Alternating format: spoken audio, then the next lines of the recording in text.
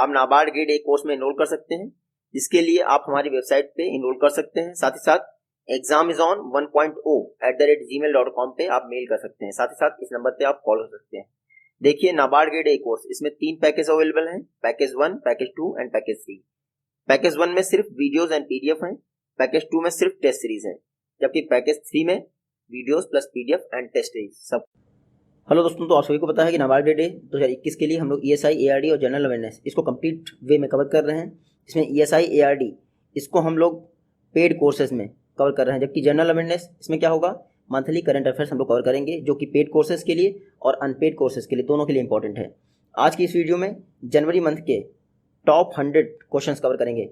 जनवरी का जो next part होगा उसमें टॉप 100 क्वेश्चन और कवर करेंगे। इससे जनवरी मंथ में 200 क्वेश्चन कवर हो जाएंगे।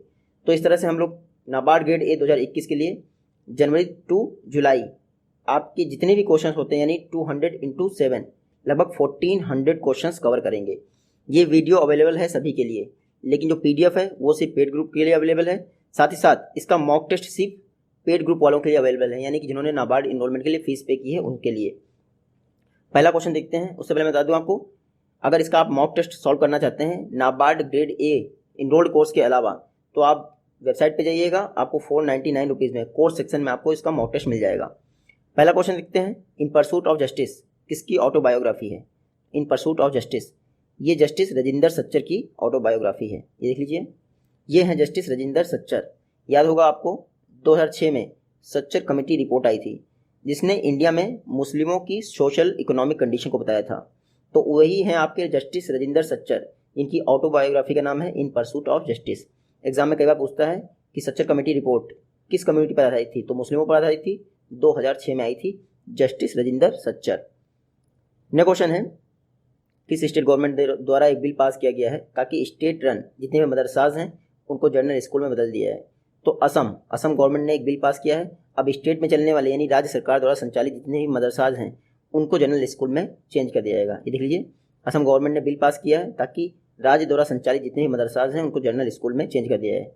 1 अप्रैल 2021 से बिल लागू हो जाएगा। ये मैप में देख लीजिए, असम वर्ल्ड का लार्जेस्ट रिवरिन आइलैंड जिसका नाम है माजुली द्वीप, कहाँ पे है? असम में ही है, याद रखिएगा। नेक्स्ट क्वेश्चन है, इंडियन रेलवे इन्होंने हाल ही में विस्टाडोम टूरिस्ट कोचेस इसको कितनी स्पीड पर सक्सेसफुली टेस्ट किया है? तो विस्टाडोम टूरिस्ट कोचेस इनको 180 किलोमीटर पर आवर पर टेस्ट कर लिया गया है। ये देख लीजिए, ये हैं आपके विस्टाडोम टूरिस्ट कोचेस, इनको 180 किलोमीटर पर आवर की स्पीड पर टेस्ट कर लिया गया है। देखिए, विस्टाडोम टूरिस्ट कोचेस इनको इंटीग्रल कोच फैक्ट्री चेन्नई ने बनाया है। इंडिया में 3 कोच फैक्ट्री हैं, एक चेन्नई में है, दूसरी है आपकी कपूरथला पंजाब में, और तीसरी है रायबरेली यूपी में। नेक्स्ट क्वेश्चन है, हाल ही में पब्लिक हेल्थ केयर सिस्टम पर 7th नेशनल समिट की गई ऑर्गेनाइज गुड रेप्लिकेबल प्रैक्टिसेस अपनाने के लिए, इसको किसने इनॉग्रेट किया? तो 7th national summit on good replicable practices in public health care system, इसको डॉक्टर हर्षवर्धन ने इनॉग्रेट किया। ये देख लीजिए, ये हैं डॉक्टर हर्षवर्धन। हाल ही में 7th नेशनल समिट हुई थी good replicable practices in public health care system, उसको इनॉग्रेट किया है डॉक्टर हर्षवर्धन ने। आपको इतना याद रखना है। देखिए, जो समिट है national summit on good replicable practices in public health care system, इसका मेन पर्पस है पब्लिक हेल्थ केयर सिस्टम में जो बेस्ट वर्ल्ड की बेस्ट प्रैक्टिसेस हैं, इनोवेशंस हैं, उनको इन्वॉल्व करना। ये जो नेशनल समिट है इसको ऑर्गेनाइज कौन करता है? Ministry of health and family welfare इसको ऑर्गेनाइज करता है। इस बार 7th एडिशन ऑर्गेनाइज किया गया है national summit on good replicable practices in public health system. First summit हुई थी 2013 में श्रीनगर में। लास्ट समिट यानी 6th समिट हुई थी 2019 में गुजरात में। ध्यान रखिएगा, जब डॉक्टर हर्षवर्धन जी नेशनल समिट को इनॉग्रेट कर रहे थे उस दौरान एक health management information system portal भी लॉन्च किया, जिसमें आपके टीबी और लेप्रेसी रिलेटेड सारी जानकारी अवेलेबल है। नेक्स्ट क्वेश्चन है, आर्कियोलॉजिस्ट इन्होंने 2000 वर्ष पुरानी स्ट्रीट फूड शॉप पोम्पेली में खोजी है। ये पोम्पेई कहाँ स्थित है? तो ये स्थित है इटली में। कहाँ पे? इटली में। ये देख लीजिए, ये है 2000 वर्ष पुरानी स्ट्रीट फूड शॉप, इसको पोम्पेई रोम यानी इटली में खोजा गया है। 79 ईस्वी में बनी थी ये फूड शॉप। इसमें लाइव फूड जो है, लाइव फूड काउंटर आपको मिल जाएंगे। तो 2000 वर्ष पुरानी स्ट्रीट फूड शॉप कहाँ खोजी गई है? पोम्पेई, इटली में। इटली की कैपिटल रोम में ये पोम्पेई स्थित है। Pompeii UNESCO world heritage site है, याद रखिएगा। और ये आपको पढ़ने की जरूरत नहीं है मंथली करंट अफेयर्स के लिए। नेक्स्ट क्वेश्चन है, दीप्ति गणपति हेगड़े इन्होंने 6वीं इंडिया इंटरनेशनल साइंस फेस्टिवल में फर्स्ट प्राइज जीता है। आपको तो दीप्ति गणपति हेगड़े कहाँ से बिलोंग करती हैं? मैसूर से बिलोंग करती है। कहाँ से? मैसूर, कर्नाटका। ये हैं दीप्ति गणपति हेगड़े। इन्होंने 6 इंडिया इंटरनेशनल साइंस फेस्टिवल में फर्स्ट प्लेस जीता है। इंडिया इंटरनेशनल साइंस फेस्टिवल कहाँ ऑर्गेनाइज किया जा रहा था? बेंगलुरु में। उसमें दीप्ति गणपति हेगड़े ने फर्स्ट प्राइज जीता है नव भारत निर्माण डोमेन के तहत। देखिए, दीप्ति एकमात्र रिप्रेजेंटेटिव थी मैसूर से और उन्होंने इंडिया इंटरनेशनल साइंस फेस्टिवल यानी 6वें एडिशन में फर्स्ट प्राइज जीता है। इन्होंने एक स्मार्ट बैंड बनाया है जो कि कोविड क्राइसिस के दौरान अगर आप पहनेंगे तो कई सारे पैरामीटर्स की रियल टाइम मॉनिटरिंग शो करेगा। नेक्स्ट क्वेश्चन है केवीआईसी द्वारा 1000 वर्ष पुरानी Monpa handmade paper art industry को रिलाइव किया गया है। ये कहना है Monpa handmade paper art industry किस स्टेट से बिलोंग करती है? ये अरुणाचल प्रदेश की एक हैंडमेड पेपर आर्ट इंडस्ट्री है। ये देख लीजिए, हाल ही में केवीआईसी द्वारा 1000 वर्ष पुरानी अरुणाचल प्रदेश की मोनपा हैंडमेड पेपर इंडस्ट्री को रिलाइव किया गया है। KVIC khadi and village industries commission ने ऐसा किया है। तो मोनपा आर्ट इंडस्ट्री कहाँ की है? अरुणाचल प्रदेश की है, आपको याद रखना है। यहाँ पे क्या किया गया है? मोनपा आर्ट इंडस्ट्री के लिए एक यूनिट स्टैब्लिश किया गया जिसका इनॉग्रेशन किया है किसने? श्री विनय कुमार सक्सेना जो कि केवीआईसी चेयरमैन है। ये जो मोनपा आर्ट इंडस्ट्री के लिए यूनिट है वो अरुणाचल प्रदेश के तवांग में स्थापित किया गया है। केवीआईसी की बात करें तो केवीआईसी एक्ट पास हुआ था 1956 में। इसकी स्थापना हुई थी अप्रैल 1957 में। केवीआईसी के चेयरमैन कौन है? Vinay Kumar Saxena. Ministry of MSME के तहत आता है। इसका हेडक्वार्टर है मुंबई में। नेक्स्ट क्वेश्चन है टिम साउदी। हाल ही में ये 300 विकेट लेने वाले क्लब में शामिल हो गए हैं। किस कंट्री से बिलोंग करते हैं? तो टिम साउदी बिलोंग करते हैं न्यूजीलैंड से। कहाँ से? न्यूजीलैंड से बिलोंग करते हैं टिम साउदी। ये हैं टिम साउदी, ये न्यूजीलैंड से बिलोंग करते हैं। 300 विकेट क्लब में शामिल हो गए हैं। न्यूजीलैंड के तीसरे बॉलर हैं जिन्होंने 300 विकेट लिए हैं। न्यूजीलैंड की बात करें, ये है मैप में न्यूजीलैंड आप देख सकते हैं। प्राइम मिनिस्टर कौन है? Jacinda Ardern. नेक्स्ट क्वेश्चन है education minister, former education minister Ramesh Pokhriyal ji. अब वर्तमान कौन है? धर्मेंद्र प्रधान जी हैं।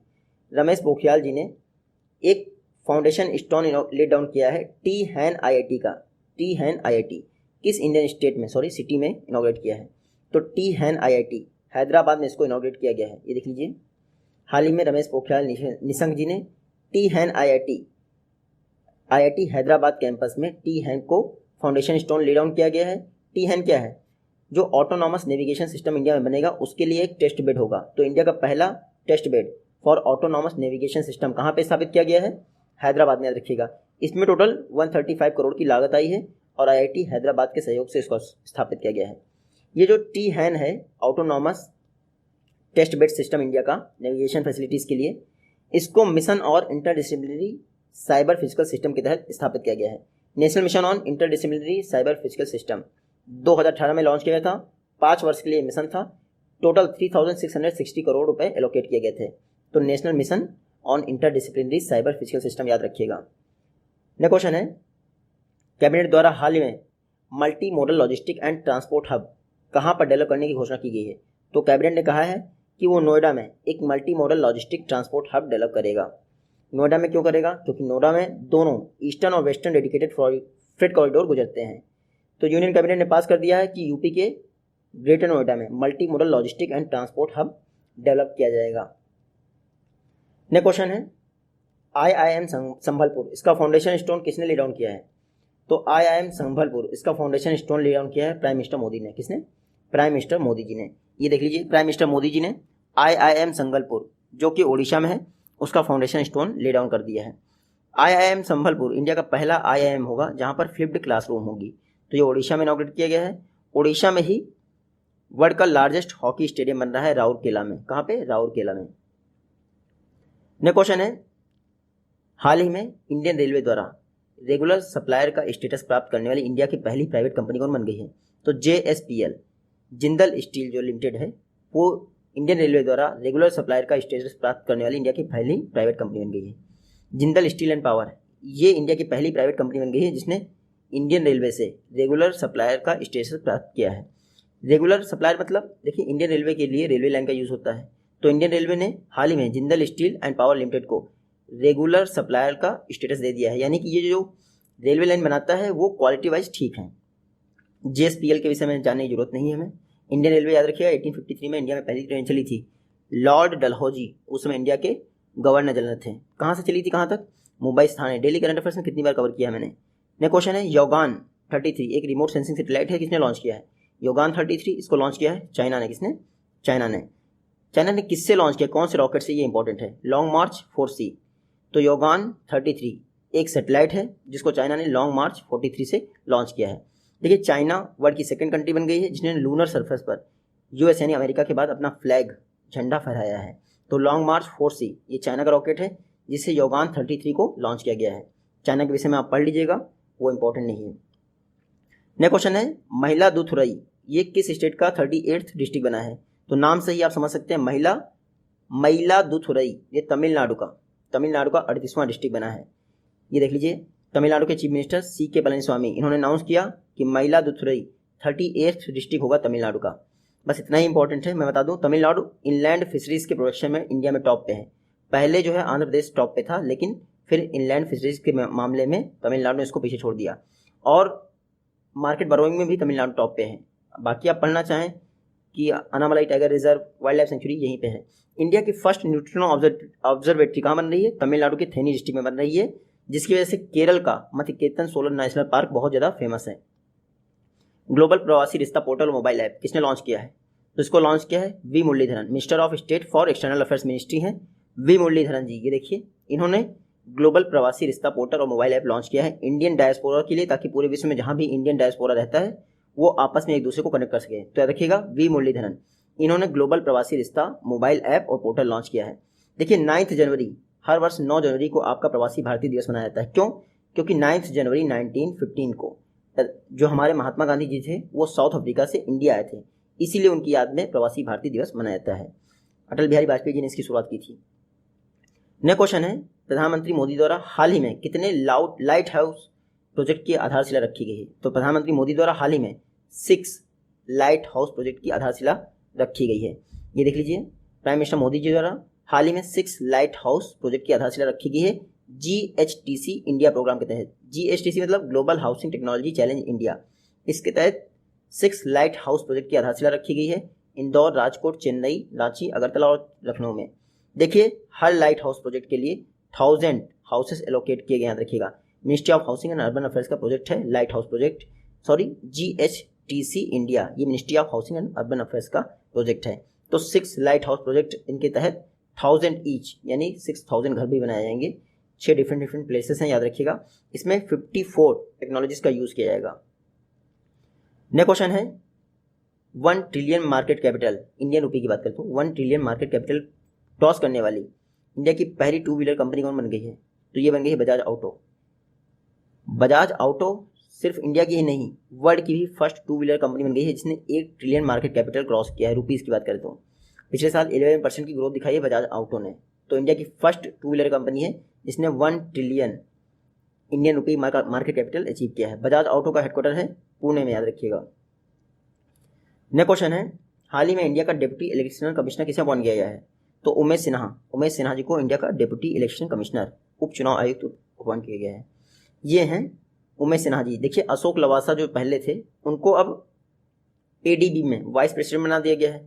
तो अशोक लवासा जी की जगह उमेश सिन्हा को इंडिया का डिप्टी इलेक्शन कमिश्नर अपॉइंट किया गया है।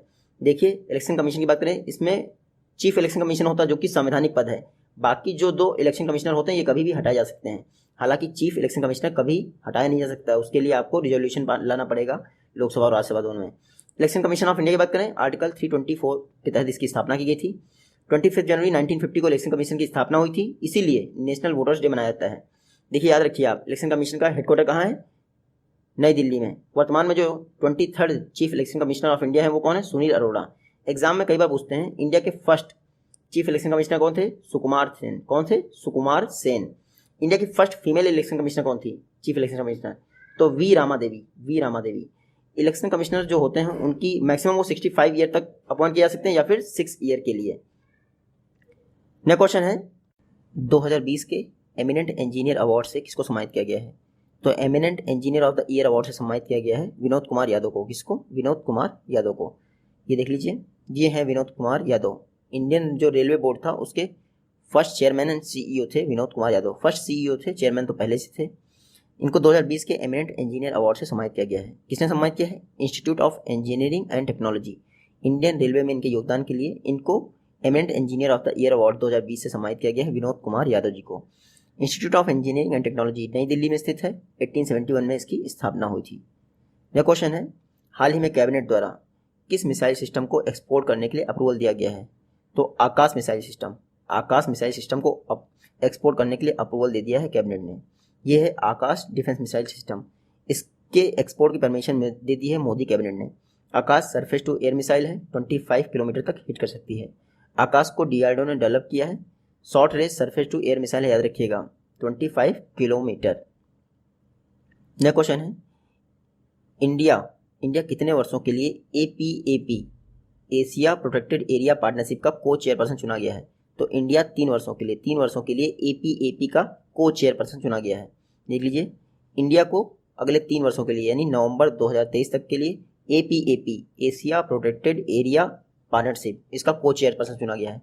जो ये APAP होता है यानी एशिया प्रोटेक्टेड एरियाज पार्टनरशिप, इसका चेयरपर्सन हमेशा IUCN होता है और हर बार इसका कोई को चेयर चुना जाता है। तो इंडिया को 3 वर्ष के लिए यानी नवंबर 2023 तक के लिए APAP का को चेयरपर्सन चुना गया है। इंडिया ने साउथ कोरिया को रिप्लेस कर दिया है। APA की बात करें, एशिया प्रोटेक्टेड एरियाज पार्टनरशिप 2014 में इसकी स्थापना हुई थी। 21 कंट्रीज इसकी मेंबर हैं। IUCN की बात कर लेते हैं, international union for conservation of nature. Gland Switzerland में इसका हेडक्वार्टर है। अक्टूबर 1948 में इसकी स्थापना हुई थी। IUCN का मोटो याद रखिएगा, United for life and livelihood. Next question है, इंडियन नेवी हाल ही में इन्होंने लेजर डेजलर्स इसको प्रोक्योर करने के लिए किसके साथ यानी किस PSU के साथ कॉन्ट्रैक्ट साइन किया है? तो इंडियन नेवी ने BEL के साथ, किसके साथ? BEL Bharat electronics limited. देख लीजिए, इंडियन नेवी और भारत इलेक्ट्रॉनिक्स लिमिटेड इन्होंने आपस में एग्रीमेंट साइन किया है लेजर डेजलर्स को प्रोक्योर करने के लिए। देखिए, लेजर डेजलर्स इनको DRDO ने डेवलप किया है और इनको मैन्युफैक्चर किया जाता है पुणे स्थित भारत इलेक्ट्रॉनिक्स लिमिटेड। तो इंडियन आर्मी ने भारत इलेक्ट्रॉनिक्स लिमिटेड इसके साथ पार्टनरशिप की है लेजर डेजलर्स को प्रोक्योर करने के लिए।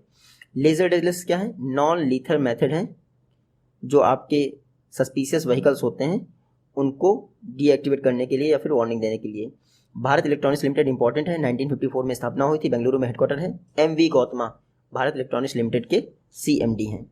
नेक्स्ट क्वेश्चन है, ADB हाल ही में किस इंडियन स्टेट में पावर जनरेशन की कैपेसिटी को एनहांस करने के लिए ADB ने इंडिया के साथ $231 मिलियन, कितना? $231 मिलियन का लोन एग्रीमेंट किया है।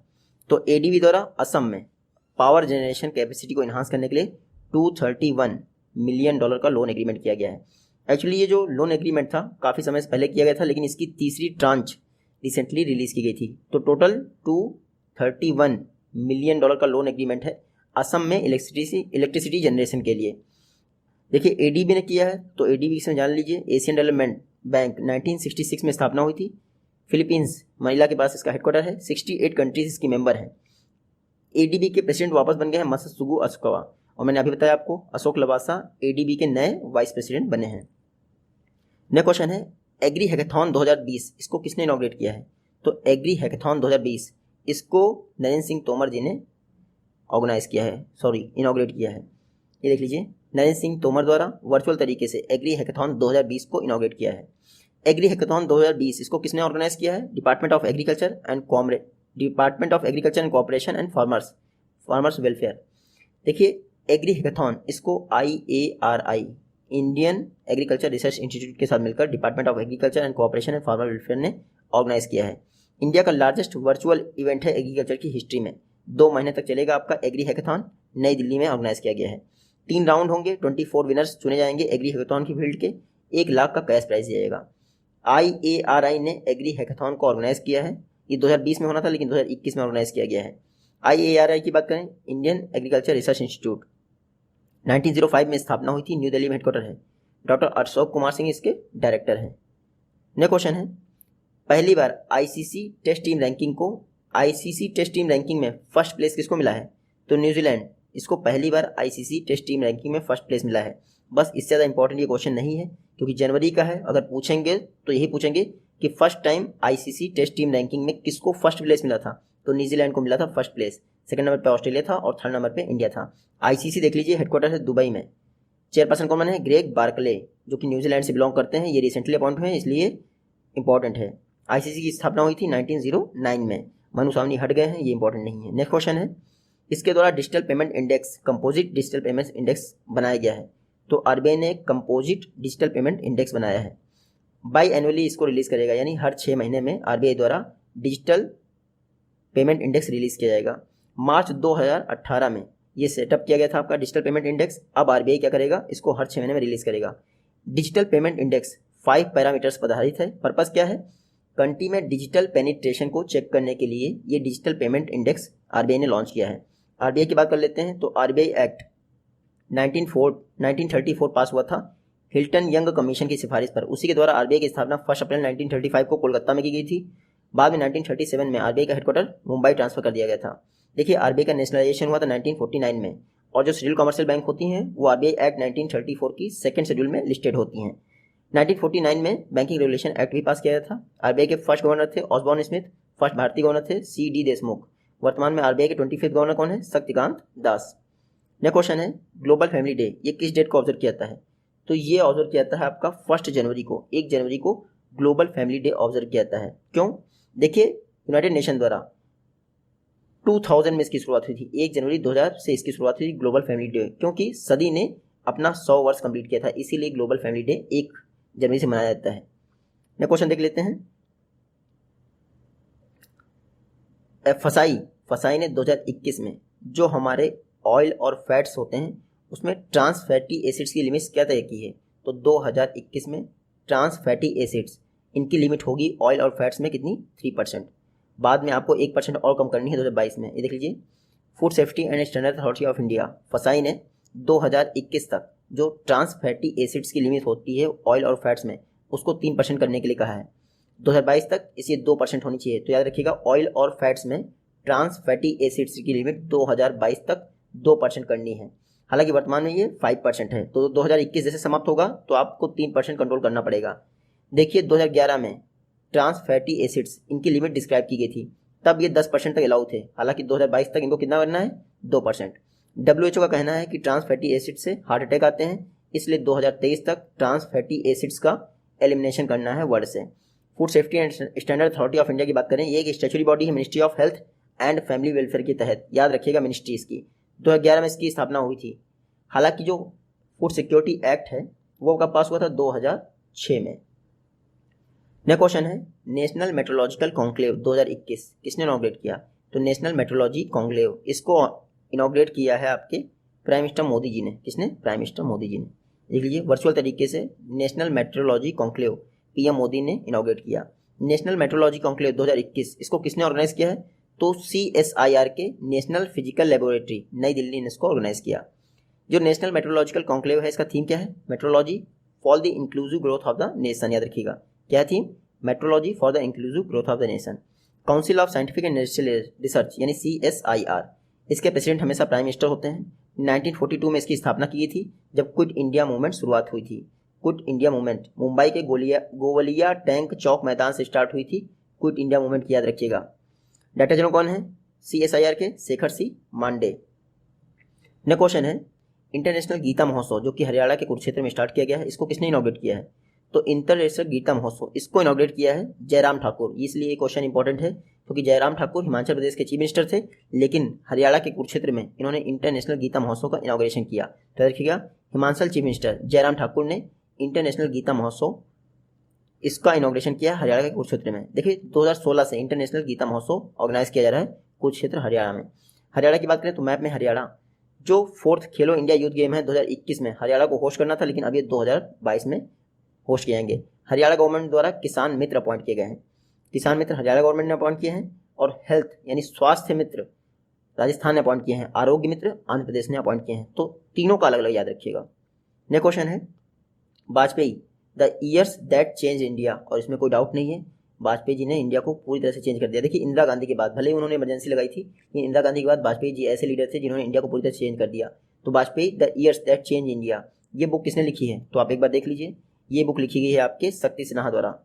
ये देख लीजिए शक्ति सिन्हा, इनके द्वारा एक बुक लिखी गई Vajpayee the year that change India. क्योंकि बीजेपी गवर्नमेंट है तो ऐसी बुक्स जायज़ है कि एग्जाम में पूछी जा सकती हैं। हाल ही में 25 दिसंबर 2020 को वाजपेयी जी की अटल बिहारी वाजपेयी जी की 96 बर्थ एनिवर्सरी को सेलिब्रेट किया गया, यानी गुड गवर्नेंस डे सेलिब्रेट किया गया। शक्ति सिन्हा वाजपेयी गवर्नमेंट के दौरान जो है सेक्रेटरी रह चुके थे।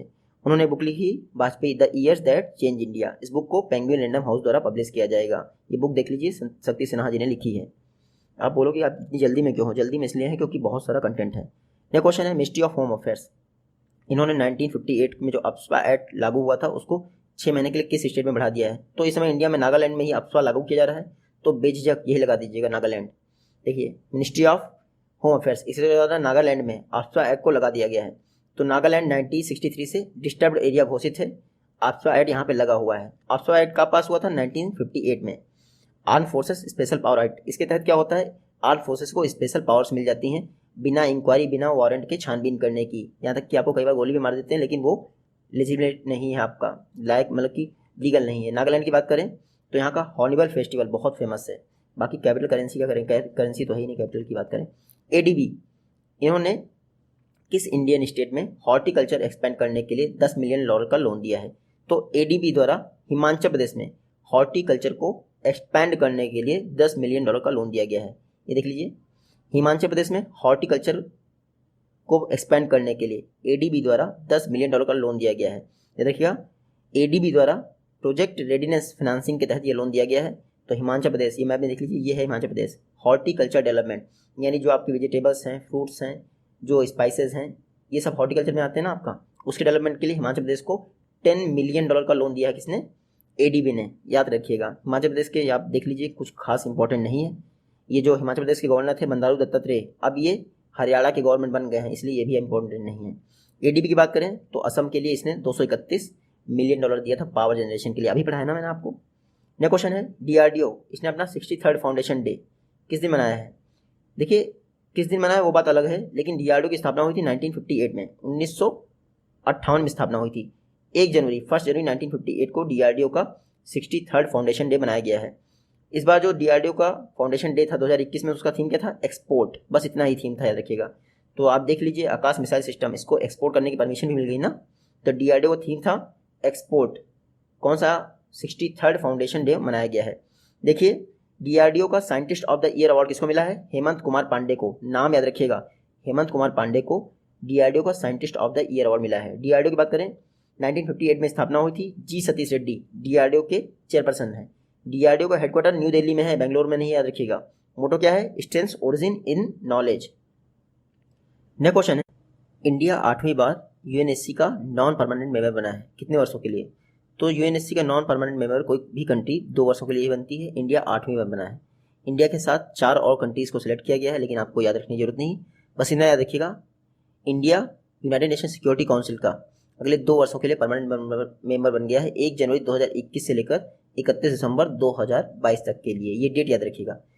यूएनएससी, इसमें 15 नेशंस मेंबर बॉडी होती है, याद रखिएगा, जिसमें से 5 आपके परमानेंट होते हैं। परमानेंट होते हैं यूएस, यूके, चाइना, रशिया और एक और है आपका फ्रांस। ये 5 आपकी परमानेंट बॉडी होती है, बाकी 10 जो है नॉन परमानेंट होते हैं, इनको 2 वर्षों के लिए चुना जाता है। यूएन सिक्योरिटी काउंसिल 24 अक्टूबर 1945 में स्थापना हुई थी, न्यूयॉर्क में हेडक्वार्टर है।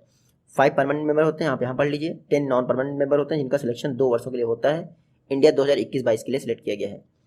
नेक्स्ट क्वेश्चन है, AICF all India chess federation, इसके नए प्रेसिडेंट कौन बने हैं? AICF all India chess federation, इसके नए प्रेसिडेंट बने हैं आपके संजय कपूर। कौन बने हैं? संजय कपूर। ये देख लीजिए, संजय कपूर, इनको ऑल इंडिया चेस फेडरेशन का नया चेयरमैन बनाया गया है। ये हैं Sanjay Kapoor, all India chess federation के नए चेयरमैन बनाए गए हैं। भारत चौहान को सेक्रेटरी बनाया जाएगा, लेकिन वो बात अलग है। संजय कपूर का नाम याद रखिएगा, all India chess federation. All India chess federation की बात करें, 1951 में स्थापना हुई थी, चेन्नई में इसका हेडक्वार्टर है। उससे भी इंपॉर्टेंट है वर्ल्ड चेस फेडरेशन, 1924 में इसकी स्थापना हुई थी, वर्ल्ड चेस फेडरेशन की। लोसाने स्विट्जरलैंड में वर्ल्ड चेस फेडरेशन का हेडक्वार्टर है। आरके डोरकोविक जो कि रशिया से हैं, वो इसके प्रेसिडेंट हैं। नेक्स्ट क्वेश्चन है, 450 किलोमीटर लंबी गेल की पाइपलाइन जो कि कोची और मैंगलोर को जोड़ती है, इसको किसने इनॉग्रेट किया? तो 450 किलोमीटर लंबी गेल की पाइपलाइन को प्राइम मिनिस्टर मोदी जी ने इनॉग्रेट किया, जो कि कोची और मैंगलोर को जोड़ती है। कोची यानी केरला, मैंगलोर यानी कर्नाटका।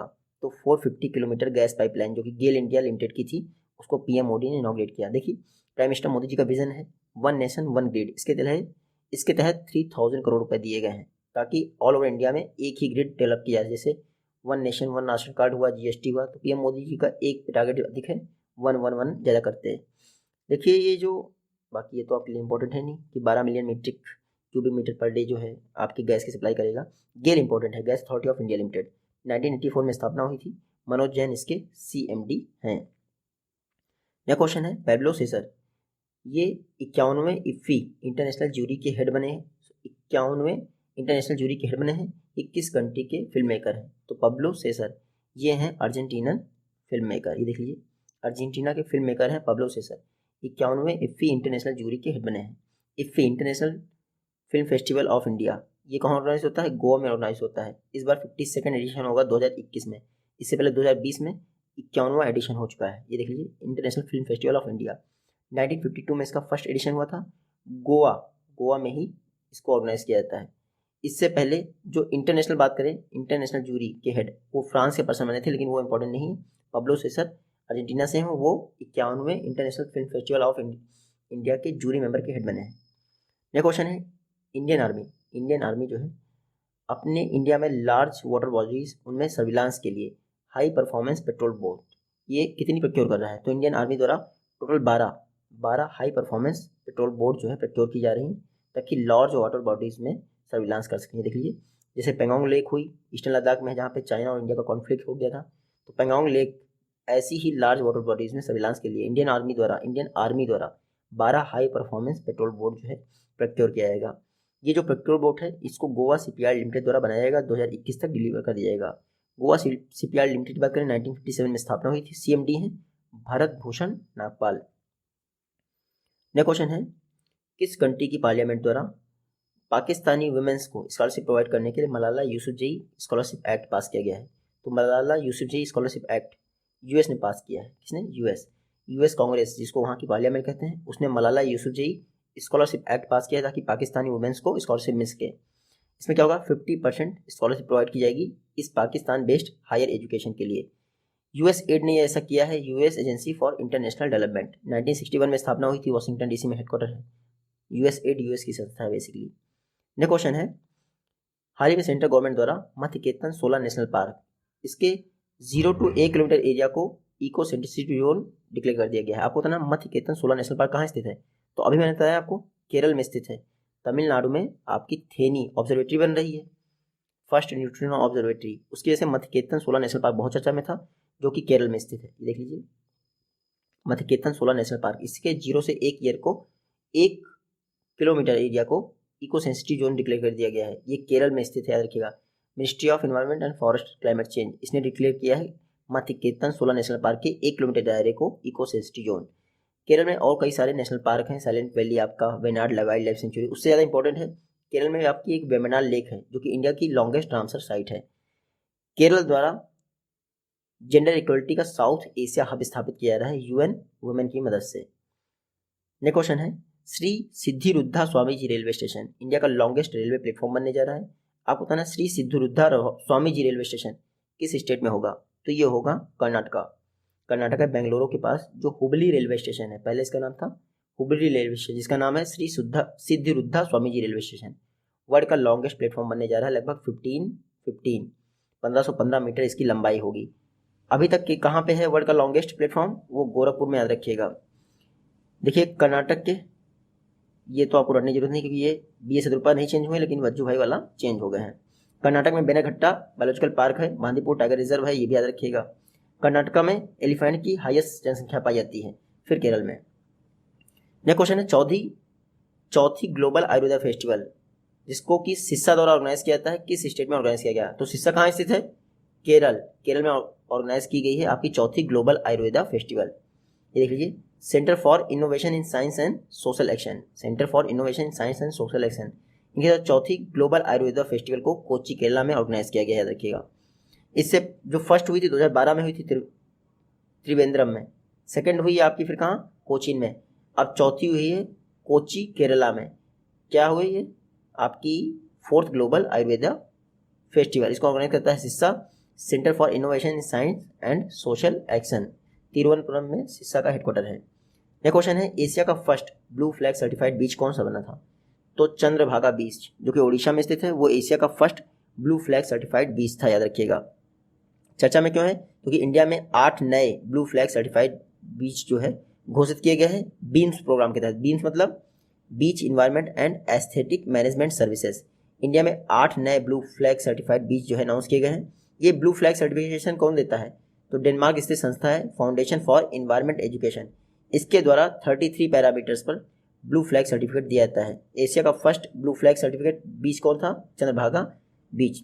अब नए हो गए हैं ये 8 बीच की लोकेशन याद रखिएगा। शिवराजपुर कहाँ है? द्वारिका गुजरात में। घोघला कहाँ है? द्वीप। और उसके बाद कसरकोड और पदुबिद्री कहाँ है? कर्नाटक में। कप्पड़ बीच कहाँ है? केरला में। रूसीकोंडा बीच आंध्र प्रदेश में है। गोल्डन बीच पुरी में है। राधानगर बीच कहाँ है? अंडमान निकोबार में। हालांकि आप देखिए चंद्रभागा बीच फर्स्ट ब्लू फ्लैग सर्टिफाइड बीच था एशिया का। कहाँ है? उड़ीसा में। ये देख लीजिए ब्लू फ्लैग सर्टिफिकेट से क्या पता चलता है बीच कितने साफ हैं। ब्लू फ्लैग सर्टिफिकेट देता है आपका फाउंडेशन फॉर एनवायरमेंट एजुकेशन। 1981 में स्थापना हुई थी। कोपेनहेगन डेनमार्क में इसका हेडक्वार्टर है। नेक्स्ट क्वेश्चन है लुथेनियम 106 प्लैग, इसको आइस के ऑक्यूलर ट्यूमर्स के लिए ट्रीटमेंट करने के लिए डेवलप किया गया है। लुथेनियम 106 प्लैग किसने डेवलप किया है? BARC, Bhabha atomic research centre.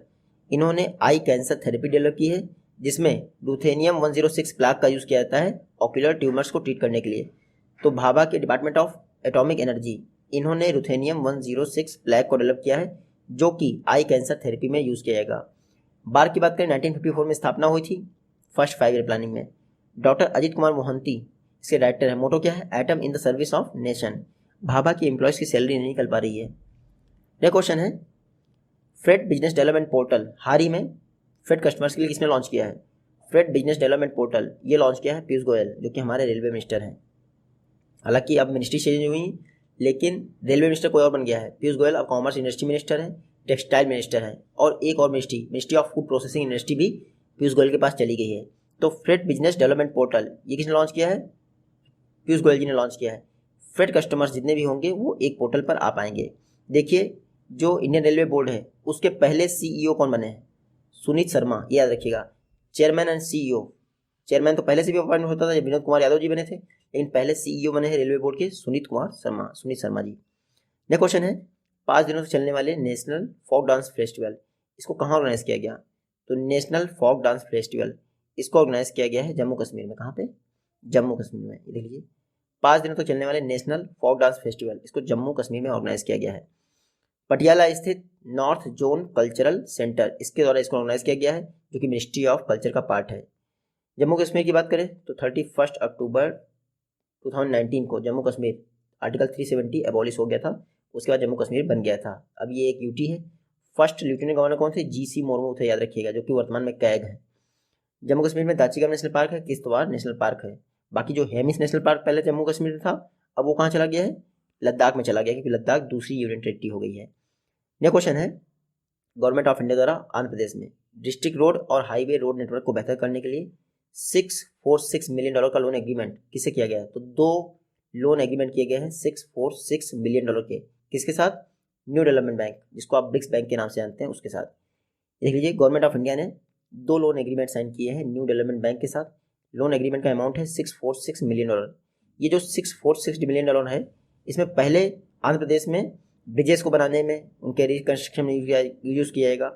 Second जो प्रोजेक्ट है वो रूरल कनेक्टिविटी को इम्प्रूव करने के लिए किया जाएगा। तो याद रखिएगा आंध्र प्रदेश गवर्नमेंट और एनडीबी न्यू डेवलपमेंट बैंक इनके बीच में $646 मिलियन का लोन एग्रीमेंट हुआ है रोड इंफ्रास्ट्रक्चर के लिए। 2 लोन एग्रीमेंट हुए हैं, ये अपने आप में खास है। नेक्स्ट क्वेश्चन है क्लेयर पोलोस्क, ये फर्स्ट फीमेल मैच ऑफिशियल हैं जो कि मेंस टेस्ट मैच में एम्पायरिंग करेंगी।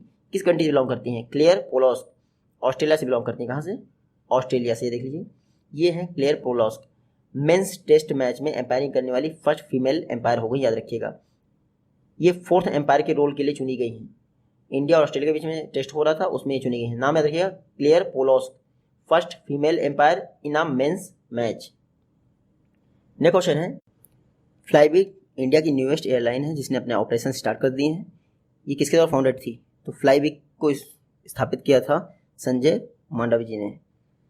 तो ये देख लीजिए ये है फ्लाईबिग, इसने अपनी पहली ऑपरेशनल सर्विस स्टार्ट कर दी है इंदौर से अहमदाबाद के लिए। इसके फाउंडर हैं संजय मांडवे। नाम याद रखिएगा फ्लाईबिग के फाउंडर संजय मांडवे। इंडिया में पहली एयरलाइंस थी 1932 में जेआरडी टाटा ने सेटअप की थी, जिसको बाद में टाटा एयरलाइन से एयर इंडिया कर दिया गया था 1946 में। याद रखिए एयर इंडिया की स्थापना कब हुई थी? 1946 में। फ्लाईबिग का हेडक्वार्टर है गुरुग्राम में, फाउंडर संजय मांडवे हैं। नेक्स्ट क्वेश्चन है इंडिया के डिप्टी आर्मी चीफ कौन बने हैं? तो इंडिया के डिप्टी आर्मी चीफ बने हैं शांतनु दयाल। कौन? शांतनु दयाल। ये देख लीजिए ये हैं शांतनु दयाल, इंडिया के नए डिप्टी आर्मी चीफ बने हैं। SS हसाबिन्स को रिप्लेस किया है, हालांकि ये इंपॉर्टेंट नहीं है। डिप्टी आर्मी चीफ कौन बने हैं? शांतनु दयाल।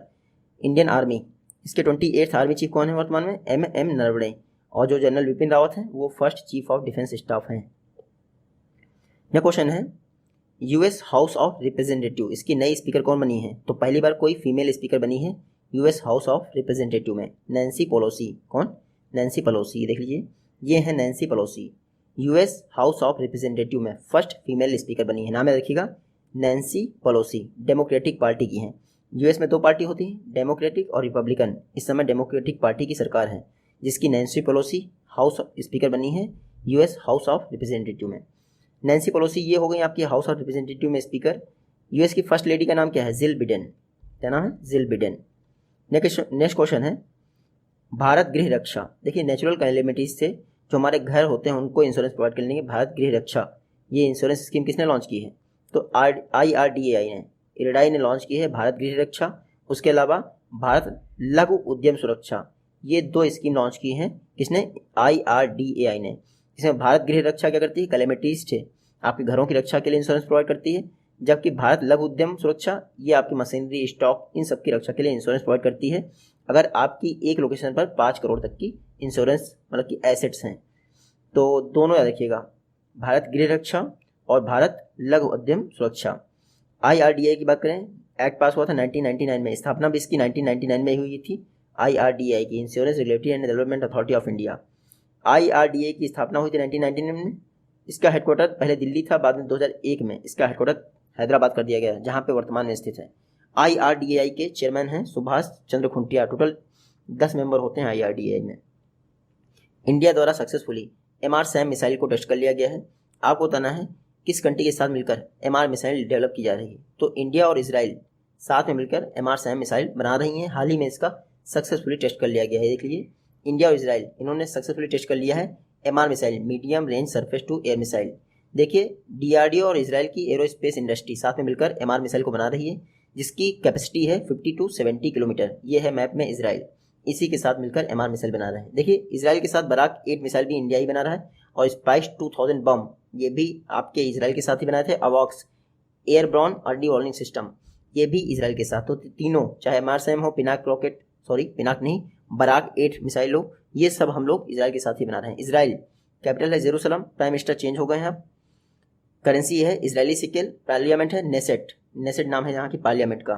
यहाँ पे एक स्ट्रीट है तेल अवीव के पास, उसका नाम गुरु रविन्द्रनाथ टैगोर जी के नाम पे रख दिया गया है। नेक्स्ट क्वेश्चन है इकोनॉमिक प्रॉस्पेक्ट यानी ग्लोबल इकोनॉमिक प्रॉस्पेक्ट रिपोर्ट 2021 किसने रिलीज की है? तो ये बाई एनुअल रिपोर्ट है, जिसको वर्ल्ड बैंक द्वारा जारी किया जाता है हर 6 महीने में। 6 महीने में तो नहीं, बाई एनुअल है, याद रखिएगा।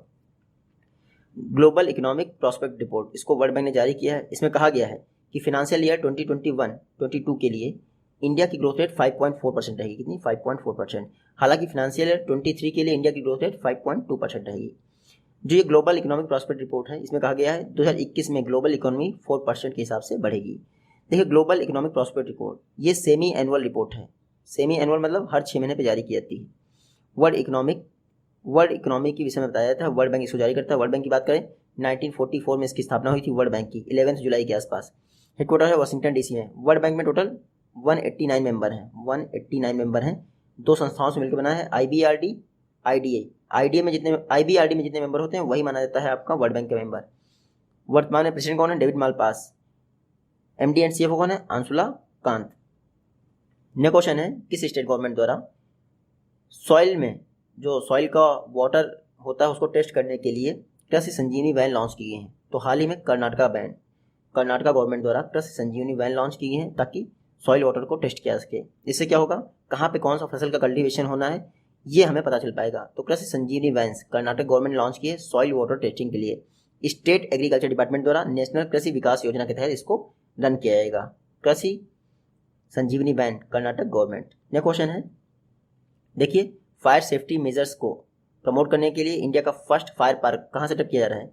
इंडिया का फर्स्ट फायर पार्क ओडिशा में सेटअप किया जा रहा है। कहाँ पे? ओडिशा में सेटअप किया जा रहा है इंडिया का फर्स्ट फायर पार्क। ये देख लीजिए, फायर सेफ्टी मेजर्स को प्रमोट करने के लिए, फिर लोगों को अवेयर करने के लिए इंडिया का फर्स्ट फायर पार्क ओडिशा में सेटअप किया जा रहा है। देखिए, चीफ मिनिस्टर जो ओडिशा के हैं उन्होंने अग्निशमन सेवा पोर्टल लॉन्च किया है। याद रखिएगा, इसमें 16 फायर रिलेटेड सर्विस अवेलेबल होंगी। एशिया की लार्जेस्ट सॉल्ट वाटर लेक जिसका नाम है चिल्का लेक, वो कहाँ है? उड़ीसा में है। आपको इतना याद रखना है। Bhitarkanika national park, Satkosia tiger reserve, ये भी उड़ीसा में ही है। नेक्स्ट क्वेश्चन है, यूएन में इंडिया के परमानेंट रिप्रेजेंटेटिव कौन थे? तो टी.एस. त्रिमूर्ति यूएन में परमानेंट रिप्रेजेंटेटिव थे इंडिया के। न्यूज़ क्या है? न्यूज़ ये है कि इंडिया इस समय यूएन की 3 बॉडीज़ का मेंबर है। पहली बात तो यूएनएससी का मेंबर है, काउंटर टेररिज्म कमेटी का मेंबर है, तालिबान सैंक्शन कमेटी का मेंबर है। और ये तीनों कमेटीज़ का मेंबर है, यानी इंडिया बहुत इंपॉर्टेंट रोल में है इस समय यूएन बॉडी में। टी.एस. त्रिमूर्ति इंडिया के इस समय परमानेंट रिप्रेजेंटेटिव हैं यूनाइटेड नेशन सिक्योरिटी काउंसिल में, याद रखिएगा। इंडिया को 2021-22 के लिए नॉन परमानेंट मेंबर चुना गया है 2 वर्षों के लिए। बाकी मैं यूएन सिक्योरिटी काउंसिल के विषय में पढ़ा चुका हूँ, आप फिर से रिवाइज कर लीजिएगा। नेक्स्ट क्वेश्चन है, एजुकेशन मिनिस्टर रमेश पोखरियाल निशंक द्वारा इंटरनेशनल अखंड कॉन्फ्रेंस एडुकॉन 2020 को इनॉग्रेट किया गया है किस इंडियन स्टेट में? तो एडुकॉन 2020 इसको पंजाब में इनॉग्रेट किया गया। कहाँ पे? पंजाब में। ये देख लीजिए, रमेश पोखरियाल निशंक द्वारा इंटरनेशनल अखंड कॉन्फ्रेंस एडुकॉन 2020 इसको इनॉग्रेट किया गया है पंजाब में। पंजाब की जो सेंट्रल यूनिवर्सिटी ऑफ पंजाब है, इसके द्वारा इसमें कोऑपरेशन दिखाया जाएगा इस कॉन्फ्रेंस को ऑर्गेनाइज करने के लिए। किसके साथ मिलकर ऑर्गेनाइज किया गया? Global education research centre. तो 2 लोगों ने, एक तो central university of Punjab, global education research centre, इन्होंने एडुकॉन 2020 कॉन्फ्रेंस को ऑर्गेनाइज किया है। थीम क्या है? Envisioning education for transforming youth to restore global peace. क्या है theme? Envisioning education for transforming youth to restore global peace. देखिए, गेरा ग्लोबल एजुकेशनल रिसर्च एसोसिएशन, इसने इसको ऑर्गेनाइज किया है पटियाला यूनिवर्सिटी के साथ मिलकर, भटिंडा यूनिवर्सिटी के साथ मिलकर। अजीब सा बार बार पटियाला भटिंडा हो रहा है, भटिंडा यूनिवर्सिटी है। नेक्स्ट क्वेश्चन है, चंद्रिका प्रसाद संतोखी जो 16वां प्रवासी भारतीय दिवस था उसमें इंडिया के चीफ गेस्ट थे, ये किस कंट्री के प्रेसिडेंट हैं? चंद्रिका प्रसाद संतोखी ये कहाँ के प्रेसिडेंट हैं? सूरीनाम के। इंडियन ओरिजिन है चंद्रिका प्रसाद संतोखी। हाल ही में प्रवासी भारतीय दिवस मिनिस्ट्री ऑफ एक्सटर्नल अफेयर्स द्वारा मनाया गया, 16th एडिशन था। इसमें चंद्रिका प्रसाद संतोखी जो कि सूरीनाम के प्रेसिडेंट हैं, उनको चीफ गेस्ट बनाया गया।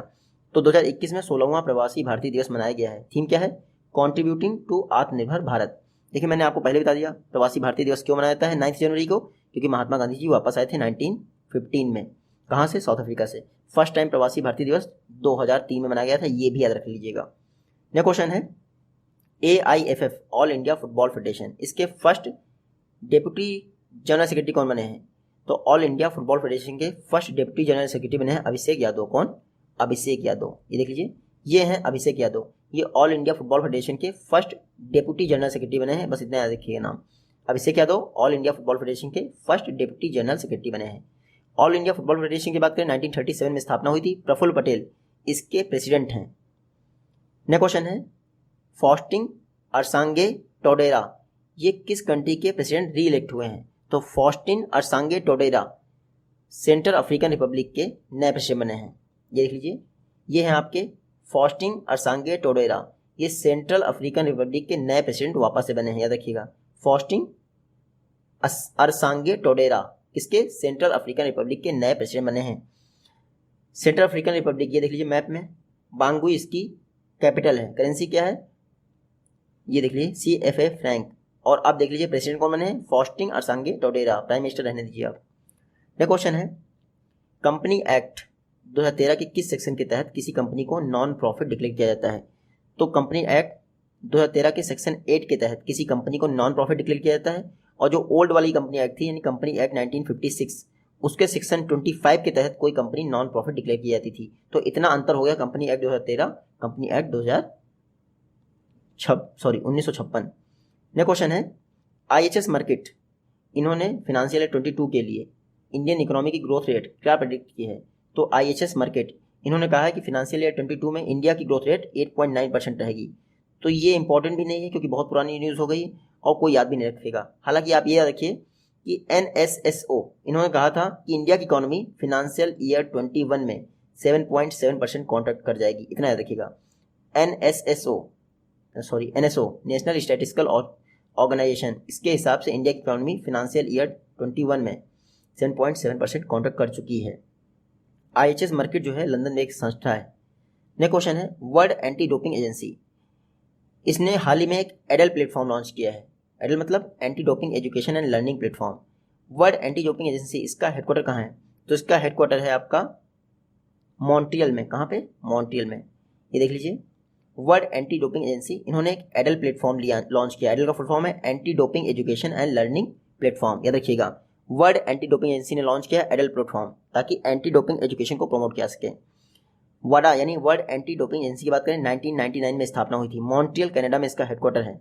बाकी पोलैंड के विटोल्ड बांका इसके प्रेसिडेंट हैं। नेक्स्ट क्वेश्चन है भ्रमण सारथी स्कीम, ये ओल्डर्स और सिटीजन और महिलाओं के लिए लॉन्च की है किस स्टेट गवर्नमेंट द्वारा?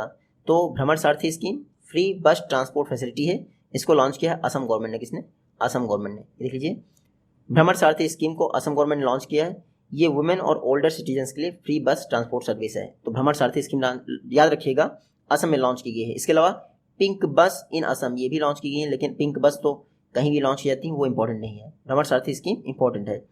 असम गवर्नमेंट ने क्या किया है, जो ग्रेड 4 के खादी एम्प्लॉयज़ हैं उनको खादी के कपड़े भी गिफ्ट करेगी, लेकिन वो किसी एग्जाम में नहीं पूछा जाता। नेक्स्ट क्वेश्चन है LIC, इसकी स्थापना लाइफ इंश्योरेंस कॉर्पोरेशन एक्ट के द्वारा की गई थी। आपको बताना है लाइफ इंश्योरेंस कॉर्पोरेशन एक्ट कब पास हुआ था? 1956 में पास हुआ था। कब? 1956 में। चर्चा में इसलिए है क्योंकि LIC द्वारा एक स्पेशल रिवाइवल कैंपेन लॉन्च किया गया है। क्यों? जो लोग अपना पॉलिसी प्रीमियम पे नहीं कर रहे हैं पिछले 5 वर्षों से, उनको 20% लेट फीस कंसेशन मिलेगा और उनकी पॉलिसी रिवाइव हो जाएगी। तो स्पेशल रिवाइवल कैंपेन पॉलिसीज़ की लॉन्च किया था LIC ने। LIC की बात करें life insurance corporation of India, 1956 सितंबर में स्थापना की गई थी। मुंबई में हेडक्वार्टर है। चेयरमैन है MR कुमार और मैनेजिंग डायरेक्टर है TC सुशील कुमार। LIC बहुत चर्चा में है क्योंकि अब जो LIC के चेयरमैन हैं उनका टेन्योर 65 ईयर्स तक कर दिया गया है। उसके अलावा जो चेयरमैन का पद है वो अब नॉन एग्जीक्यूटिव होगा, CEO भी अपॉइंट किया जाएगा LIC में। नेक्स्ट क्वेश्चन है right under our nose, right under our nose, ये बुक किसने लिखी है? तो ये बुक लिखी है R गिरिधरन ने। किसने? R गिरिधरन। ये देख लीजिए, राइट अंडर आवर नोज, ये बुक लिखी गई है RBI मैनेजर R गिरिधरन द्वारा। बस इतना याद रखिए, R गिरिधरन जो कि RBI में जनरल मैनेजर हैं, उनके राइट अंडर आवर नोज ये बुक लिखी गई है। पब्लिश कौन करेगा? रूपा पब्लिकेशंस। रिन्यूएबल एनर्जी प्रोजेक्ट में टेक्निकल एक्सपर्टीज़ को डेवलप करने के लिए किसने NHPC लिमिटेड के साथ MOU साइन किया है?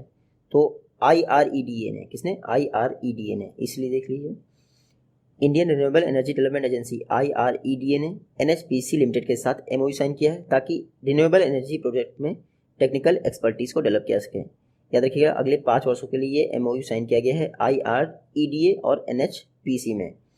IREDA की बात करें, Indian renewable energy development agency, 1987 में स्थापना हुई थी। न्यू दिल्ली में हेडक्वार्टर है। BP यादव इसके चेयरपर्सन है।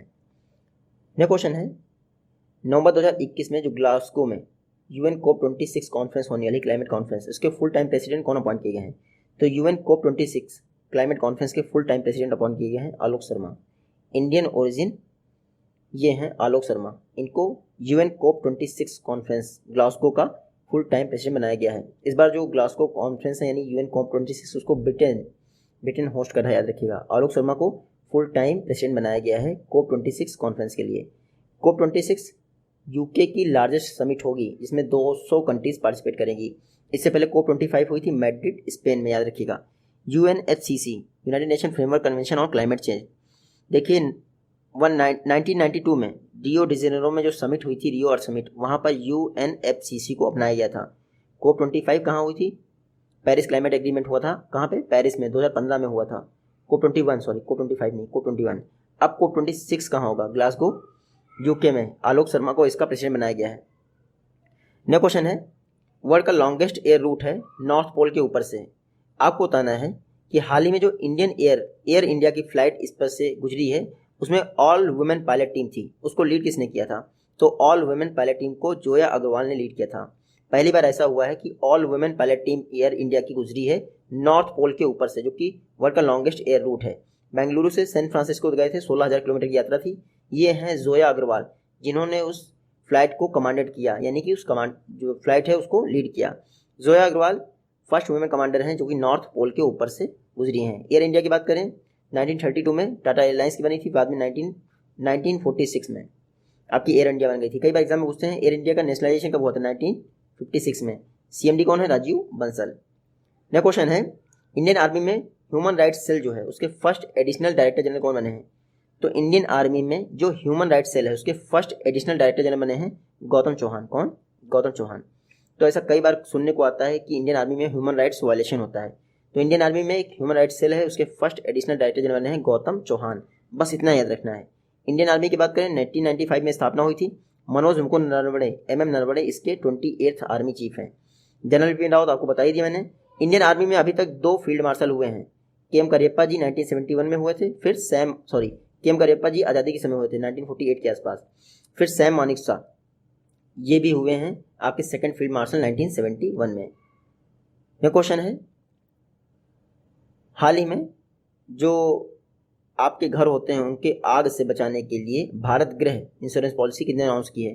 तो ये भी आपके IRDA ने अनाउंस की है, भारत गृह इंश्योरेंस पॉलिसी। इसमें आग से बचाने के लिए आपको होम इंश्योरेंस पॉलिसी प्रोवाइड की जाएगी, भारत गृह, बस इतना याद रखिएगा।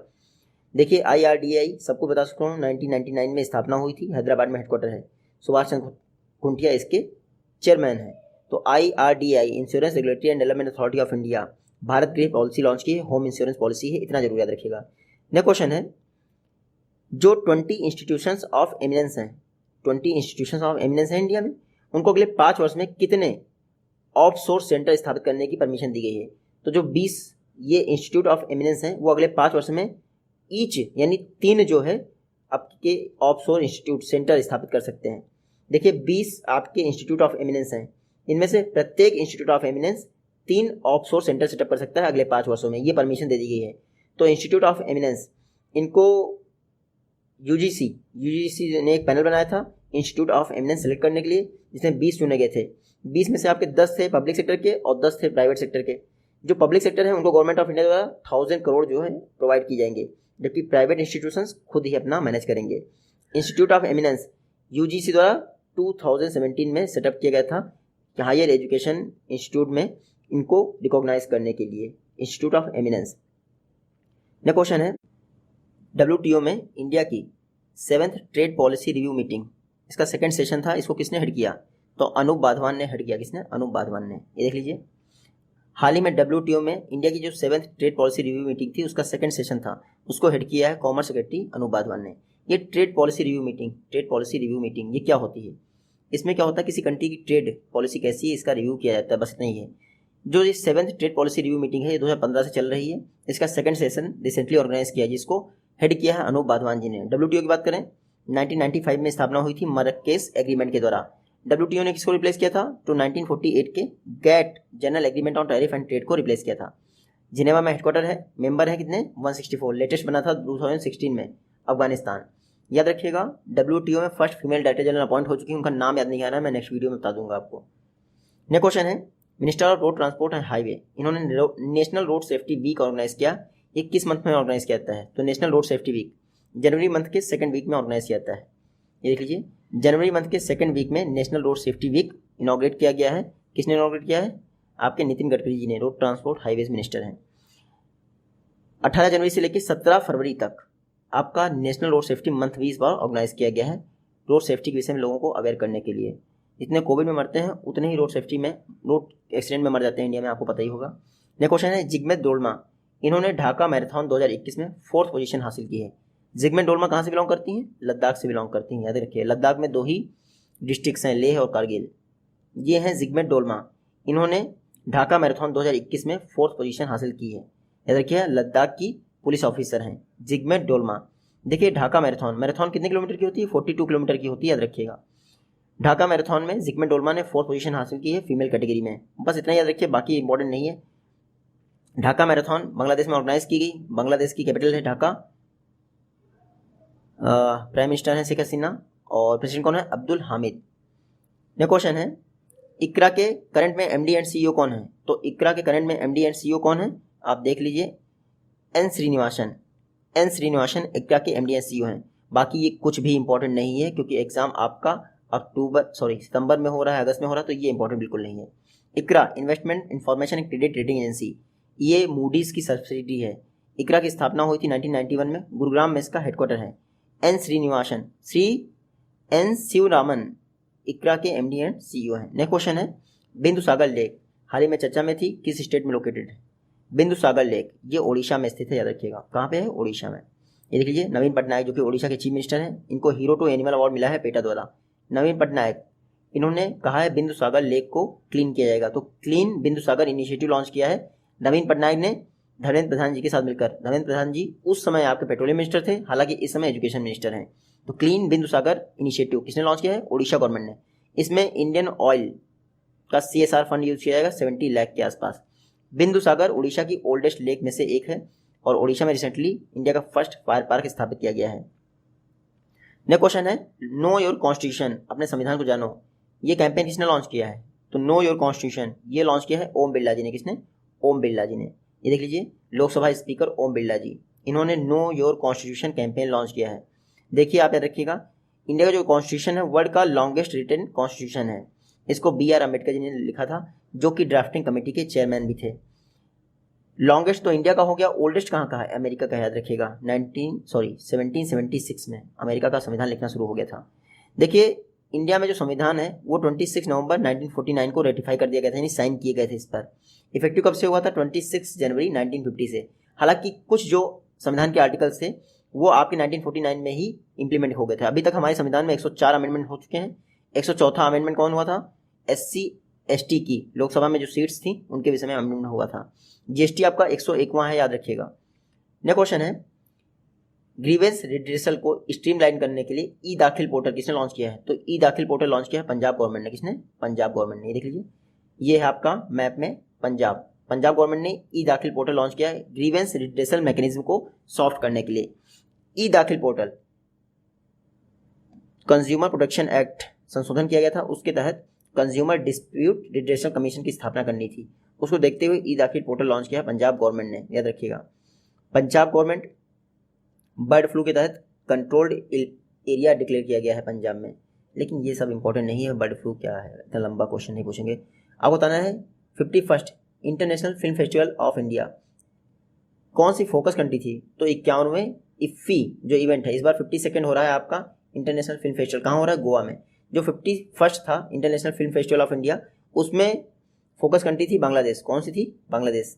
ये देख लीजिए, 51st international film festival of India, focus country Bangladesh, याद रखिएगा। इफ्फी इसमें क्या हुआ?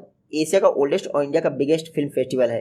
गोवा में हर वर्ष ऑर्गेनाइज किया जाता है, इस बार हाइब्रिड तरीके से ऑर्गेनाइज किया गया है 51वां edition. IFFI international film festival of India 1952 से ऑर्गेनाइज किया जा रहा है, गोवा में होता है पिछले कुछ वर्षों से। फोकस कंट्री याद रखिएगा बांग्लादेश था 51वें एडिशन के दौरान। नेक्स्ट क्वेश्चन है वेनेडियम किस कंट्री में वेनेडियम के लार्जेस्ट डिपॉजिट हैं? तो ये देख लीजिए, वेनेडियम के लार्जेस्ट डिपॉजिट कहाँ है? चाइना में। Largest deposit of vanadium found in China. हालांकि अरुणाचल प्रदेश में हाल ही में वेनेडियम के कुछ डिपॉजिट पाए गए हैं जो कि स्टील को स्ट्रेंथन करने में, मजबूत बनाने में हेल्प करती है, तो इसीलिए चर्चा में था वेनेडियम। तो वेनेडियम के डिपॉजिट कहाँ पाए गए इंडिया में? अरुणाचल प्रदेश में। जियोलॉजिकल सर्वे ऑफ इंडिया ने कुछ डिपॉजिट्स पाए हैं जो कि काफ़ी ज़्यादा स्ट्रेटेजिक मटेरियल है आपका वेनेडियम। वेनेडियम के लार्जेस्ट डिपॉजिट कहाँ पाए जाते हैं? चाइना में, फॉलोड बाय रसिया, याद रखिएगा। जियोलॉजिकल सर्वे ऑफ इंडिया की बात करें 1851 में इसकी स्थापना हुई थी। इंडिया का सेकंड ओल्डेस्ट ऑर्गेनाइजेशन है सर्वे ऑफ इंडिया के बाद। जियोलॉजिकल सर्वे ऑफ इंडिया की स्थापना कोलकाता में की गई थी, वहीं पर हेडक्वार्टर है। CMD कौन है? रंजीत रथ, और मिनिस्ट्री ऑफ माइंस के तहत काम करता है geological survey of India. Vanadium कहाँ पाया गया है? अरुणाचल प्रदेश में, याद रखिएगा। नेक्स्ट क्वेश्चन है ट्रेडिशनल मार्शल आर्ट फॉर्म को बूस्ट करने के लिए किस स्टेट गवर्नमेंट द्वारा कलारीपयट्टू एकेडमी को स्थापित किया गया है? तो कलारीपयट्टू कहाँ की मार्शल आर्ट फॉर्म है? केरल की। केरल ने ही कलारीपयट्टू एकेडमी को सेटअप किया है। देख लीजिए, केरला गवर्नमेंट द्वारा कलारीपयट्टू को प्रमोट करने के लिए कलारीपयट्टू एकेडमी सेटअप की गई है। कलारीपयट्टू एक इंडियन मार्शल आर्ट फॉर्म है, याद रखिएगा। Oldest survive martial art form है वर्ल्ड की, याद रखिएगा।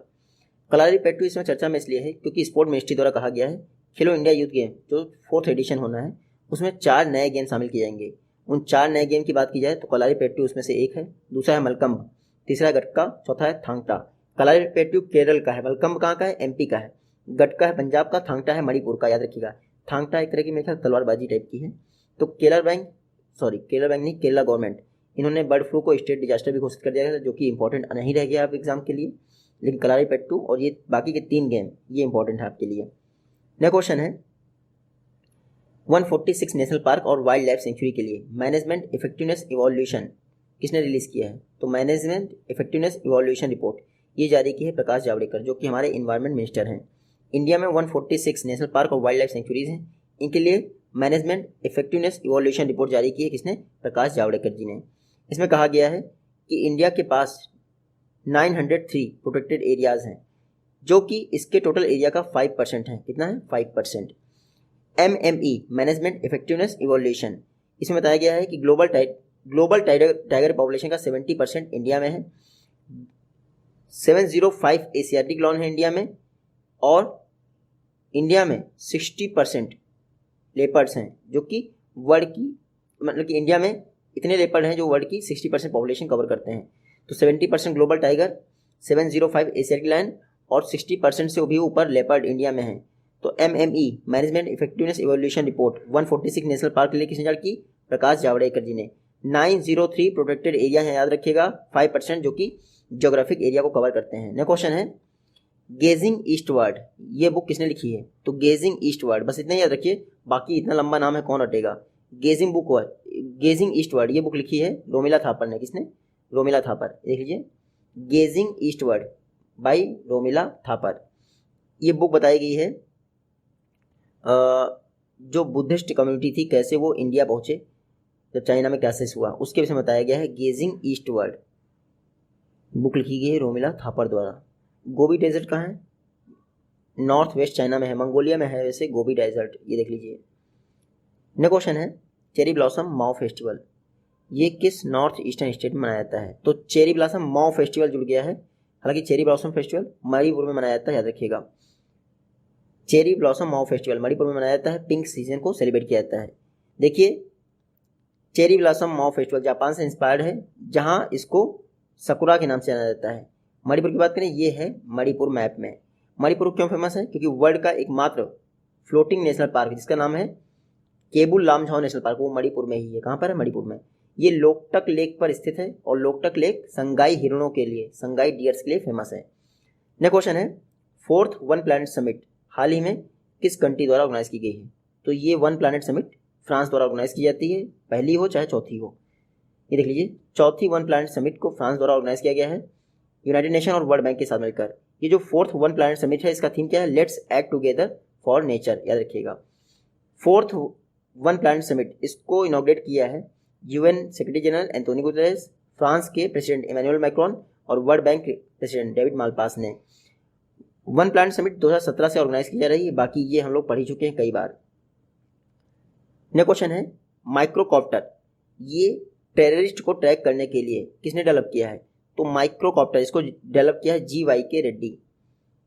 तो GYK रेड्डी इस माइक्रोकॉप्टर को इन्होंने डेवलप किया है, लेफ्टिनेंट कर्नल की रैंक के हैं GYK रेड्डी, इन्होंने माइक्रोकॉप्टर डेवलप किया है ताकि टेररिस्ट को ट्रैक किया सके इंडिया में। नेक्स्ट क्वेश्चन है किस ई कॉमर्स कंपनी द्वारा नीति आयोग के साथ पार्टनरशिप की गई है ताकि वुमेन एंटरप्रेन्योरशिप प्लेटफॉर्म को अपडेट किया सके? तो वुमेन एंटरप्रेन्योरशिप प्लेटफॉर्म्स इनको अपडेट करने के लिए फ्लिपकार्ट ने नीति आयोग के साथ पार्टनरशिप की है। देख लीजिए, फ्लिपकार्ट और नीति आयोग इन्होंने पार्टनरशिप की है ताकि वुमेन एंटरप्रेन्योरशिप प्लेटफॉर्म अपडेट किया सके। वुमेन एंटरप्रेन्योरशिप प्लेटफॉर्म ये अपनी तरह का पहला इनिशिएटिव इंडिया में जो कि वुमेन एंटरप्रेन्योरशिप को प्रमोट करेगा। देखिए, नीति आयोग 2017 से ही कोशिश कर रहा है कि इंडिया में वुमेन एंटरप्रेन्योर्स को प्रमोट किया सके। इसके लिए फ्लिपकार्ट के साथ इंडिया का पहला वुमेन एंटरप्रेन्योरशिप प्लेटफॉर्म डेवलप कर रहा है नीति आयोग। नीति आयोग की बात करें, national institution for transforming India, 1 जनवरी 2015 को नीति आयोग की स्थापना की गई थी, जिसने प्लानिंग कमीशन को रिप्लेस कर दिया। इसमें 5 परमानेंट मेंबर हैं। चेयरपर्सन कौन होता है नीति आयोग का? प्राइम मिनिस्टर होते हैं। वाइस चेयरमैन है आपके राजीव कुमार। CEO कौन है? अमिताभ कांत CEO हैं। फर्स्ट वाइस चेयरमैन कौन थे? अरविंद पनगड़िया। नेक्स्ट क्वेश्चन है one time settlement scheme for recovery of outstanding dues 2021 किस स्टेट गवर्नमेंट ने लॉन्च किए? तो पंजाब ने लॉन्च किए, उसके पहले हरियाणा ने लॉन्च कर दी थी। इसलिए ये न्यूज़ इंपॉर्टेंट नहीं रह जाती है, क्योंकि पहले हरियाणा ने one time settlement scheme launch की, फिर पंजाब ने लॉन्च कर दी। ऐसे करके जितने भी स्टेट्स लॉन्च करते जाएंगे हम सबको नहीं पढ़ सकते, और ना ही ये स्कीम इंपॉर्टेंट है। नेक्स्ट क्वेश्चन है जपराव सदर नुरगोजोविक, ये इंपॉर्टेंट है, ये आप पढ़ ही नहीं पाएंगे, मतलब मैं नहीं पढ़ पाऊंगा, आप तो पढ़ लेंगे। जपराव सदर नुरगोजोविक ये किस कंट्री के नए प्रेसिडेंट बने हैं? तो जपराव सदर नुरगोजोविक ये किर्गिस्तान के नए प्रेसिडेंट बने। कहाँ के? किर्गिस्तान। ये हैं आपके जपराव सदर नुरगोजोविक, ये किर्गिस्तान के नए प्रेसिडेंट बने हैं। बस इतना याद रखिए, एक बार नाम लेने में तकलीफ है, 2 बार लेंगे क्या करेंगे। जपराव सदर नुरगोजोविक किर्गिस्तान के प्रेसिडेंट बने हैं। किर्गिस्तान यहाँ देख लीजिए, सेंट्रल एशियन कंट्री है किर्गिस्तान, कैपिटल क्या है? बिस्केक, और इसके नए प्रेसिडेंट कौन बने हैं? जपराव सदर नुरगोजोविक। किर्गिस्तान की करेंसी क्या है? सोम। नेक्स्ट क्वेश्चन है, जो बेनामी प्रॉपर्टीज या फिर अनडिस्क्लोज्ड एसेट होती हैं उनके लिए कंप्लेंट फाइल करने के लिए ई पोर्टल किसने लॉन्च किया है? तो CBDT, central board of direct taxes. इन्होंने बेनामी प्रॉपर्टीज और अनडिस्क्लोज्ड एसेट में ई फाइलिंग के लिए टैक्स इवेजन की कंप्लेंट फाइल करने के लिए ई पोर्टल लॉन्च किया है। CBDT ने एक ई पोर्टल लॉन्च किया है ताकि टैक्स इवेजन की कंप्लेंट लॉगिन किया जा सके बेनामी प्रॉपर्टीज और अनडिस्क्लोज्ड एसेट के विषय में। हमारे लिए इंपॉर्टेंट ये है कि CBDT की स्थापना कब हुई थी? 1944 में, और PC मोदी इसके हेड हैं। CBDT अलग है, CBIC अलग है। नेक्स्ट क्वेश्चन है, इंडिया के किस स्टेट में पहली बार लिथियम रिजर्व की खोज की गई है? तो अभी वेनेडियम की खोज की गई थी अरुणाचल प्रदेश में, अब लिथियम रिजर्व की खोज की गई है कर्नाटक में। लिथियम आपको पता ही है, इलेक्ट्रिक जो व्हीकल सेक्टर है उसके लिए लिथियम कितना इंपॉर्टेंट है, क्योंकि बैटरीज में लिथियम यूज किया जाता है, तो इसलिए ये न्यूज़ बहुत इंपॉर्टेंट हो जाती है। इंडिया में पहली बार लिथियम के डिपॉजिट कहाँ पाया गया है? कर्नाटक में। ये देख लीजिए, कर्नाटक के मांड्या डिस्ट्रिक्ट में इंडिजिनस रॉक्स में लिथियम के डिपॉजिट पाए गए हैं, ऐसा इंडिया में पहली बार हुआ है। देखिए, वर्ल्ड में लार्जेस्ट रिजर्व कहाँ है लिथियम के? चाइना में। वेनेडियम के भी चाइना में ही थे। हालांकि वर्ल्ड में लार्जेस्ट प्रोड्यूसर कौन है लिथियम का? वो ऑस्ट्रेलिया है। और अब इंडिया में कर्नाटक में लिथियम के रिजर्व पाए गए हैं। अच्छा, इंडिया में अभ्रक सबसे ज़्यादा कहाँ पाया जाता है? तो केरल में पाया जाता है अभ्रक। नेक्स्ट क्वेश्चन है, the population myth, Islam, family planning and politics in India. ये बुक किसने लिखी है? The population myth, Islam, family planning and politics in India. ये बुक लिखी है farmer election commissioner SY Qureshi ने। किसने? SY Qureshi. SY Qureshi India के फॉर्मर इलेक्शन कमिश्नर रह चुके हैं। इन्होंने एक बुक लिखी है द पॉपुलेशन मिथ, बस इतने याद रखिए, द पॉपुलेशन मिथ। बुक किसने लिखी है? SY कुरैशी ने। फॉर्मर इलेक्शन कमिश्नर रह चुके हैं। अब बात करते हैं इलेक्शन कमिश्नर की, फिर से बात कर लेते हैं। वर्तमान में 23rd इलेक्शन कमिश्नर कौन है? सुनील अरोड़ा। संविधान के आर्टिकल 324 के तहत इलेक्शन कमीशन की स्थापना की जाती है। सुकुमार सेन इंडिया के पहले इलेक्शन कमिश्नर थे और VS रामा देवी इंडिया की फर्स्ट फीमेल इलेक्शन कमिश्नर थी। नेक्स्ट क्वेश्चन है, यूनियन मिनिस्ट्री द्वारा 2021 से 2026 के लिए नई फॉरेन ट्रेड पॉलिसी लॉन्च कर दी गई है। यूनियन कॉमर्स मिनिस्ट्री ने लॉन्च की है। ये कब से इफेक्ट में आएगी? तो नई फॉरेन ट्रेड पॉलिसी 1 अप्रैल 2021 से इफेक्ट में आ जाएगी। याद रखिएगा, अगले 5 वर्ष के लिए नई फॉरेन ट्रेड पॉलिसी लॉन्च की गई है जो कि 1 अप्रैल 2021 से इफेक्ट में आ जाएगी। पर्पस क्या है इस नई फॉरेन ट्रेड पॉलिसी का? इंडिया की इकोनॉमी को $5 ट्रिलियन की इकोनॉमी बनाना 2024-25 तक। तो याद रखिएगा, नई फॉरेन ट्रेड पॉलिसी 1 अप्रैल 2021 से इफेक्ट में आ गई है। मिनिस्ट्री ऑफ कॉमर्स ने लॉन्च की है, जिसके मिनिस्टर कौन है? पीयूष गोयल। ये चेंज नहीं हुए, याद रखिएगा। इंडिया का first ever ice climbing festival Nubra valley में सेलिब्रेट किया गया है। आपको पता है नुब्रा वैली कहाँ स्थित है? तो नुब्रा वैली ये स्थित है आपकी लद्दाख में। कहाँ पे स्थित है? लद्दाख में।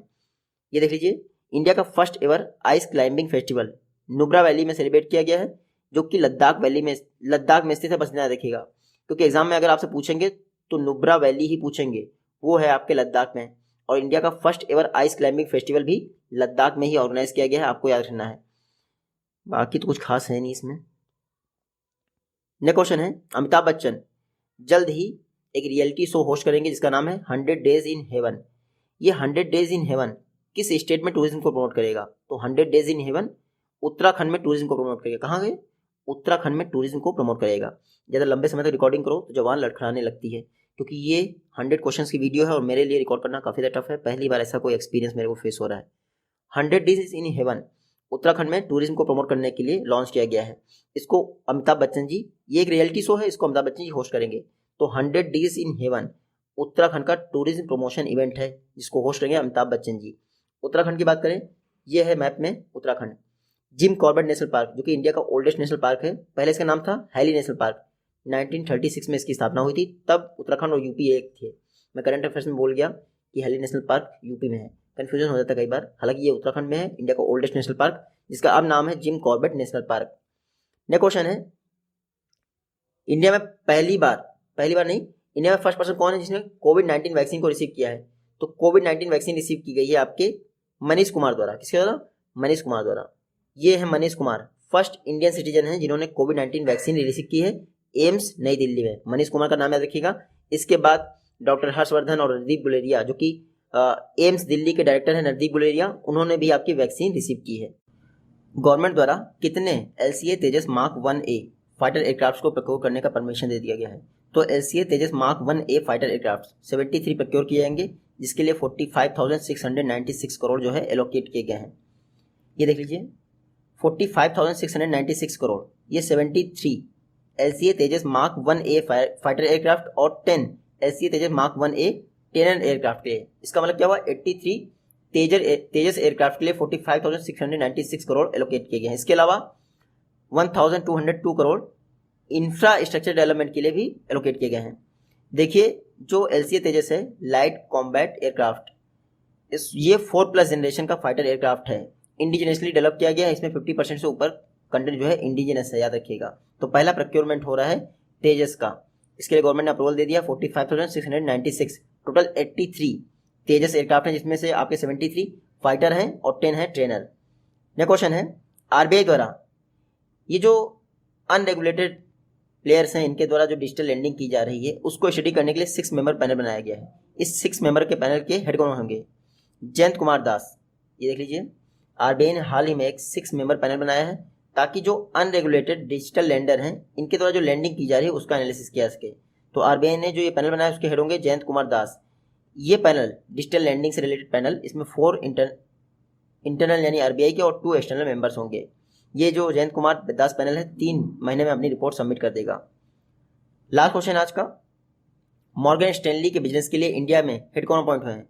तो इंडिया में हेड अपॉइंट हुए हैं आपके मॉर्गन स्टैनली बिजनेस के लिए संजय शाह। कौन, संजय शाह। ये देख लीजिए, ये हैं संजय शाह जी, जिनको मॉर्गन स्टैनली ने इंडिया में बिजनेस हेड बनाया है। नाम है देखिएगा, संजय शाह मॉर्गन स्टैनली के इंडिया में बिजनेस हेड बने हैं। बाकी आपको ये पढ़ने की जरूरत नहीं कब से जुड़े थे संजय शाह जी। मॉर्गन स्टैनली एक अमेरिकन मल्टीनेशनल इन्वेस्टमेंट बैंक है, 1931 में स्थापना हुई थी, न्यूयॉर्क में इसका हेडक्वार्टर है। मॉर्गन स्टैनली के CEO कौन है, जेम्स पी गोरमन।